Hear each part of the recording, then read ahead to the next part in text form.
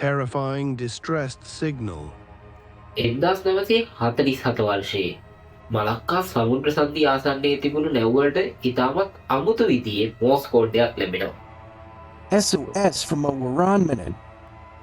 We float. All officers, including the captain, are dead, lying in chart room and bridge. Possibly all crew dead. I die. ඉතින් මේ පණිවිඩය බැලුවහම නම් අපිට තේරෙන්නේ මේ නැවේ හැමෝම මිය ගිහිල්ලා. මේ නැවේ අන්තිමට පණ පිටේ හිටපු කෙනා තමයි මෙන්න මේ පණිවිඩය එවලා තියෙන්නේ.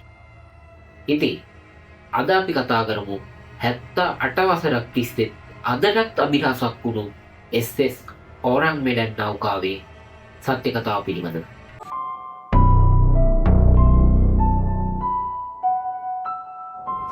ඇසට නොපෙනෙන නාදේ හිතට අදහගත නොහැකිද රෑග්ද වාලක් නැතිව රහසින් මුමුණාද මිත්‍යාවද සත්‍යයේදව ප්‍රශ්නාර්ථ ලකුණ මැද අද අපි සොයනවා සොදුරු ලෝකයේ නොදකින්න පැතිකඩ පෙනෙන මානයෙන් ඔබට විවරණ ත්‍රාසය භීතිය අතරෙහි සැගවුණ සත්‍යය සොයා යන ගමනයි මේ විද්‍යාව ඉතිහාස තර්ක විතර මැදේ සැක හැර බලන්න හැකි විශ්ලේෂණ පෙනෙන ලෝකයේ නොපෙනෙන තැන් සොයා යථාර්ථවාදී අමුතුම ගමනක Remember the name Paranormal Studies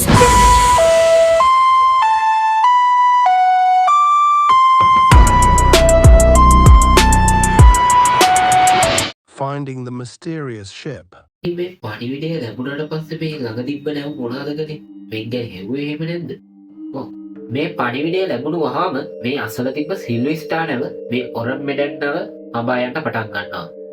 ඉතින් පැය ගානකට පස්සේ මෙයාලට මේ නැව හම්බු වෙනවා. ඉතින් මේ සිල්වර් ස්ටාර් කපිතාන්වරයාගේ අනට අනුව මේ නැවේ හිටපු කාර්ය මණ්ඩලය ඔරන් මෙඩන් නැවට ගිහිල්ලා බලන්න තීරණය කරනවා මේ නැවේ මොකද්ද වෙන්නේ කියලා. මොකද මේගොල්ලන්ට සිල්වර් ස්ටාර් නැවේ ඉඳන් බැලුවාම කිසිදු මනුෂ්‍ය පරාණයක් එතන පේන්නේ නැහැ. ඒ නැව නිකම්ම පාවෙවි යනවා වගේ එකක් තමයි මේගොල්ලන්ට පෙරිලා තියෙන්නේ. ඉතින් මේගොල්ලෝ ඒ වෙලාවේ තීරණය කරලා තියෙනවා පොඩ්ඩක් ඇතුළට ගිහිල්ලා බලන්න. ඉතින් මෙයාලා සිල්වර් ස්ටාර් නැවේ ඉඳන් පොඩි බෝට්ටු දාගෙන ඔරන් මෙඩන් නැවට යනවා. ඊට පස්සේ මේගොල්ලෝ දකින්නේ ඇඟිලේ වතුර වෙලා යන දර්ශනයක්. Nature of dead bodies. ඇයි එහෙම දෙයක් කිව්වේ? ඒගොල්ලෝ දැක්කේ මොන වගේ දෙයක්ද ඒගොල්ලෝ? එහෙම කිව්වේද? එහෙම කිව්වේ මෙන්න මේ නිසා. මේගොල්ලෝ නැවට ගොඩ වුණාට පස්සේ මේගොල්ලෝ දැක්කේ මුළු නැව් තට්ටුවම මිනි වලින් පිරීලා ගිහිල්ලා තියෙන විදියක්. පුදුමය තමයි එක සිරුරකවත් පුංචි සීරීමක්වත් තිබ්බේ නැහැ. මෙයාලගේ ඇස් ලොකු වෙලා කටවල් ඇරිලා ඒගොල්ලෝ නිකන් මැරිලා හිටියේ කාට හරි බය වෙලා වගේ. නැවේ එක බල්ලෙක් හිටියා. මේ බල්ලත් නිකන් කාට හරි බය වෙලා ඒ කෙනාට විරිත්තනවා වගේ අන්න ඒ වගේ ස්වරූපයකින් තමයි මැරිලා හිටියේ. මොකක් වෙන්නේ නැතිද මේකට හේතුව? Ship explosion and destruction of evidence. ඉතින් මේ නැව ගොඩට ගෙනාවට අපිට ගොඩක් ලොකු විස්තරයක් ඒ කාලේ හොයාගන්න තිබ්බා. ඔව් කියන විදිහට නම් සිල්වර් ස්ටාර් නැවේ කැප්ටන් මේ නැව ගොඩබිමට ගේන්න උත්සාහ කරලා තියෙනවා. සිල්වර් ස්ටාර් කාර්ය මණ්ඩලය ඔරන් මෙඩන් නැව තමන්ගේ නැවට කඹ වලින් සවි කරලා තියෙනවා. ඉතින් මේ අතරතුරදී ටිකක් අමුතු දෙයක්ුත් වෙලා තියෙනවා. මලක්කා සමුද්‍ර සන්ධියේ තියෙන්නේ සමකය ආසන්නයේ. ඉතින් සමකය ආසන්නයේ පිහිටනවා කියන්නේ උෂ්ණත්වය ටිකක් වැඩි. මේ දවසේ මේ අවට සෙල්සියස් අංශක 40ක වගේ ඉතා අධික උෂ්ණත්වයක් තිබ්බා කියලා තමයි කියන්නේ. සාමාන්‍ය මිනිස් සිරුරු උෂ්ණත්වයත් සෙල්සියස් අංශක 37ක් වගේ තමයි වෙන්නේ. හැබැයි මේ දවසේ ඒ අවට උෂ්ණත්වය සෙල්සියස් අංශක 40ක් විතර වෙලා තියෙනවා. හැබැයි එච්චර අධික රස්නයකදී වුණත් එච්චර අධික උෂ්ණත්වයකදී වුණත් නැව් තට්ටුව තුළ අධික ලෙස සීතලක් තිබුණු බව සිල්වර් ස්ටාර් නැවේ කාර්ය මණ්ඩලයේ ඒ දවස්වල කියලා තියෙනවා. ඉතින් මේ නැව ගැට ගහලා අරන් එන්න යද්දිම සිල්වර් ස්ටාර් කැප්ටන් දැකලා තියෙනවා ඔරන් මෙඩන් නැව් තට්ටුවට පහලින් දුමක් නගින විදිය. ඉතින් ඉක්මනට ක්‍රියාත්මක වුණ ඔහු සම්පූර්ණ කඹ සේරම කපලා දාලා තියෙනවා. ඉතින් කඹ ටික කපල ඉවර වෙලා ටික වෙලාවක් යද්දී මහා පිපිරීමක් එක්ක SS ඔරන් මෙඩන් නෞකාව මුහුද පත්තුලට යන්නේ අභිරහස් දසදහස් ගණනකට පාර කපමි. Connection of Cold War. මම අහලා තියෙනවා මේ නැව ගැන හරි විස්තරයක් කොහෙවත් නැහැ කියලා. ඒක ඇත්තද? මේ නැව ගැන පැහැදිලි තොරතුරක් ඇත්තේ නැහැ. අඳුම ගානේ මේ නැව ලියාපදිංචි කරලවත් නැහැ. හැබැයි මේ නැවේ ෆොටෝ තියෙනවා. ඉතින් මේක ඇතුලේ මොකක් හරි තියනවා කියලා අපිට ඇත්තටම හිතන්න පුළුවන්. ඇත්තටම මේගොල්ලෝ නෑ කිව්වට මේක ඇතුලේ හැංගිච්ච දෙයක් තියෙනවා. අපි හැමෝම දන්නවා 1945 දී දෙවැනි ලෝක යුද්ධය අවසන් වෙනවා. නාසි ජර්මනිය පරද්දලා මිත්‍රපාර්ශ්වික රටවල් ජයග්‍රහණය කරනවා. ඉතින් මේ මිත්‍රපාර්ශ්වික රටවල් අතරින් වඩා ප්‍රබල රටවල් දෙකක් වුණේ ඇමරිකාව සහ සෝවියට් ජනපදය. නැත්නම් වර්තමානයේ රුසියාව.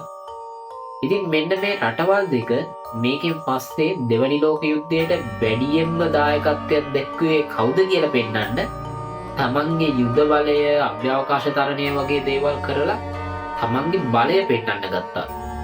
ඇමරිකාව එකක් කරද්දී ඒකට රුසියාව තව එකක් කරන්න ගත්තා. ඔයගොල්ලෝ අපි හැමෝම දන්න උදාහරණයක් කියන්න. එතකොට මුලින්ම රුසියාවෙන් ලයිකා බෙල්ලිව අභ්‍යවකාශයට යවනවා.